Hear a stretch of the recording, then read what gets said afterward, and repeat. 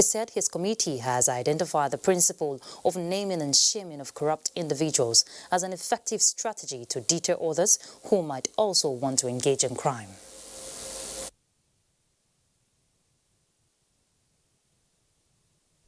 They deserve continued support so that they may know that they are being appreciated. You cannot pick up a newspaper any day without seeing something that the EFCC has achieved in terms of charges before courts, in terms of forfeiture of assets. The EFCC, on its part, believes that the conviction of hundreds of fraudsters and looters this year alone is the result of effective collaboration with other agencies and public support. We'll continue to do the right thing. Believe me, we will continue to, we will chase them out. We will kill corruption. Yes, sir. That was the mandate they gave us. The president said, kill corruption or corruption will kill Nigeria. Yes, sir. That is exactly what we are going to do. As part of efforts aimed at deepening the two agencies' collaboration towards fighting economic crimes, a joint platform for intelligence sharing would soon be established by the two bodies. Let's go to Edo State, where the government empowers more women with poultry products. Agatha will give us details on that and more reports. Hello, Agatha.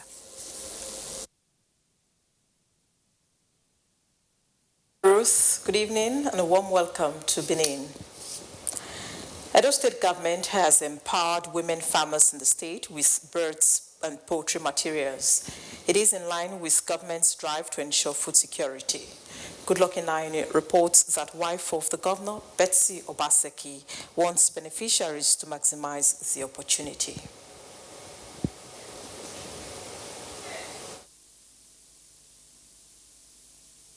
Women for Agriculture and Enterprise program commenced in 2017 with 500 widows engaged in poultry farming, who then were given Nola, a crossbreed of local umbrella birds, to take off.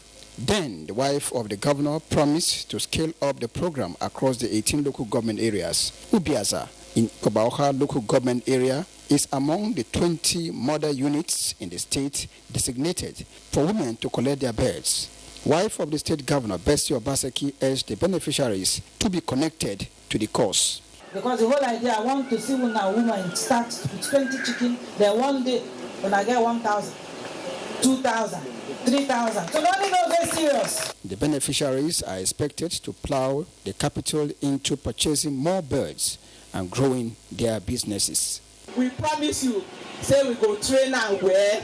Train our way, go come bring profit for us. We'll take and train our children. Mrs. Obaseki is optimistic that the initiative will help provide solutions to unemployment, women empowerment, and health nutrition in line with the Sustainable Development Goals of the United Nations.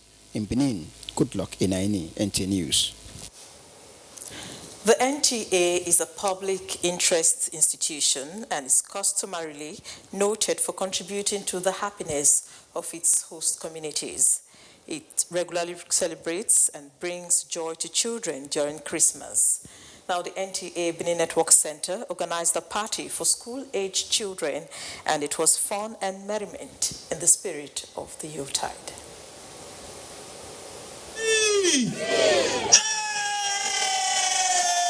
The NTA corporate complex came alive as pupils from different schools converged to have fun. The event, attended by over 2,000 students from various schools in the state, was sponsored by individuals and corporate organizations. The Zonal Director, Pauline Igbano, remarked that the Benin Network Center is socially responsible and is concerned to create the ambience in which children can grow and mature in true happiness. Christmas signifies peace on earth. It means goodwill to all men.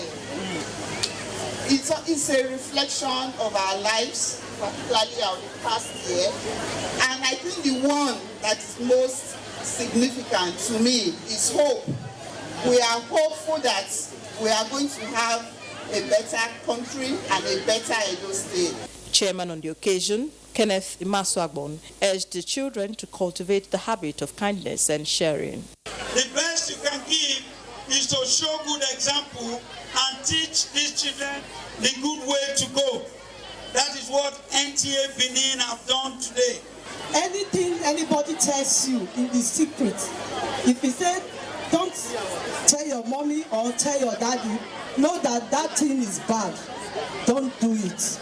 The children were all in jubilant mood as they went home, each clutching a pack of presents. I'm happy to be here. I thank you all for organizing this big party for our school. Today was fun and it was enjoyable. The 2019 Christmas Fiesta for Children is a prelude to Santa's visitation to schools. Ladies and gentlemen, Christmas Carol is scheduled to hold on the 19th of December. You're watching Nationwide on the network service of the NTA. We'll now take a break. The news continues shortly in Abuja. Stay tuned.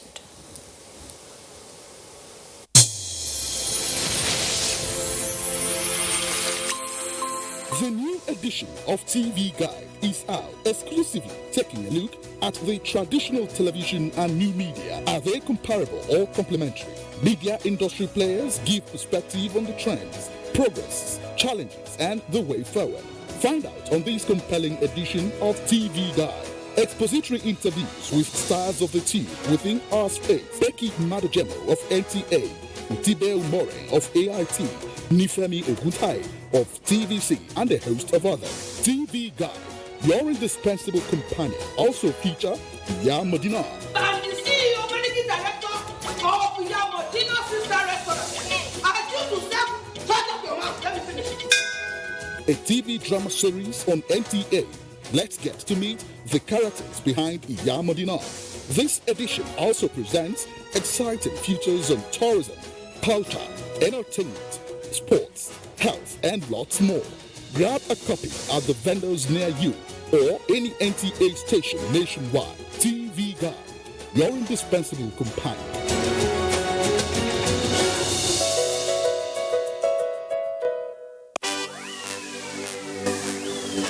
Nigerian Film Corporation, powering possibilities. The Nigerian Film Corporation Annual Film Lecture during the 10th Zuma Film Festival is here.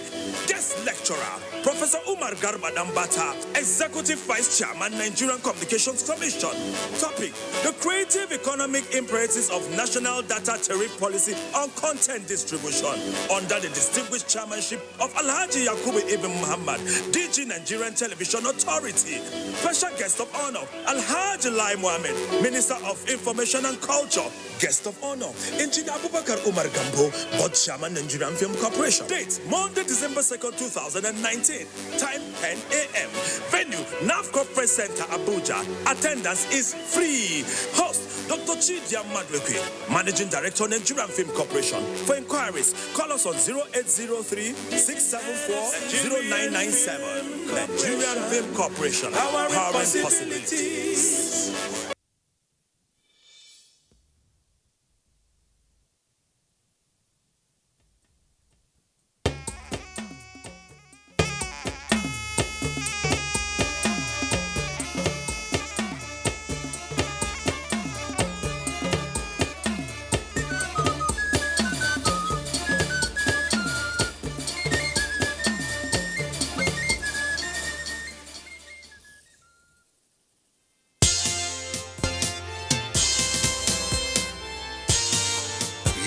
About to witness the commencement of the most stimulating and compelling contest on television.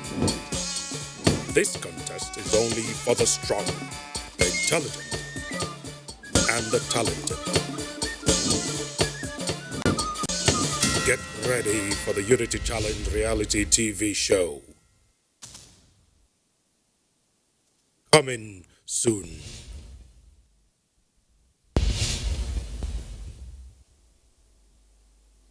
20 years of travel and counting. 20 years of promoting tourism in Africa and diaspora. Over 3 million kilometers traveled. Over 30 African countries visited.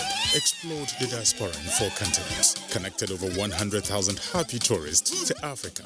Reached over 50 million homes. Igniting smiles across Africa and beyond. As Kogi Africa turns 20, we thank you and invite you to join us in the quest for 20 must-visit destinations in partnership with the largest TV network in Africa, the NTA, Ministry of Information and Culture, Ministry of Transportation, Lagos State Government, Canon, Delta Airlines, Royal Caribbean, Tour Brokers International. You too can still be a partner. Call the numbers on your screen or info@gogeafrica.tv.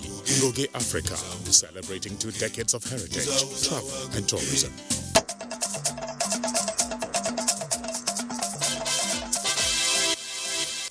Thanks for staying with us, and right now let's head to Maiduguri to join Abubakar for more reports on Nationwide. Hello Abubakar, it's good to see you. Good to see you too, Ruth, and thank you for joining us in Maiduguri. Borno State Government has approved with immediate effect the sales of government-owned housing estates within Maiduguri, the state capital, on owner-occupier basis, in line with the present administration's policy of providing affordable houses to the citizenry. Governor Babagana Umara announced this while inaugurating a high-powered committee for construction of 500 units housing estate in Maiduguri under the chairmanship of the state Deputy Governor Umar Usman Kadafur. Here is Mohammed Goni with more details of the story. The government's estate affected by the approval for owner-occupier sales includes 202, 303, 505 and 1,000 housing estates constructed by the previous administration in the state and allocated to individuals. The inauguration of the 19-member committee for construction of 500 housing estates is in line with the cardinal principle of the present administration of providing comfortable and affordable houses to the citizenry. Terms of reference of the committee include determining the location of project, ascertaining the scope of work, designing the concept of the project, determining proper planning, monitoring and evaluation, among others.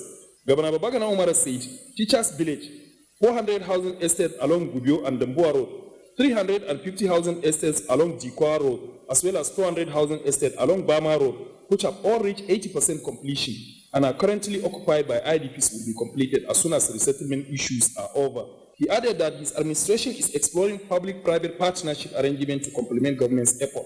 We made all arrangements with the family comes to Nigeria for the take-up of the 1,700 urban housing and 3,200 rural housing in the state. While urging the committee to work assiduously to ensure quality work, the governor restated commitment of his administration to reconstruction and resettlement of all destroyed communities to facilitate safe and voluntary return of IDPs to begin a new life. In Maiduguri, Mahmoud Koni, NTA News. Borno State Government has indicated plans to establish a center for de-radicalization to complement efforts of the federal government on youth de-radicalization for peace to take root. The Deputy Governor, Umar Usman Kadafur, stated this when he received the President of Methodist Church of Nigeria, Dr. Samuel Emeka Kanu Uche, on a working visit to Borno State. Jadwa Janjesni will now tell us more. Umar Usman Kadafur said the state government will establish a center for de-radicalization to complement the efforts of the federal government on the radicalization process in the state.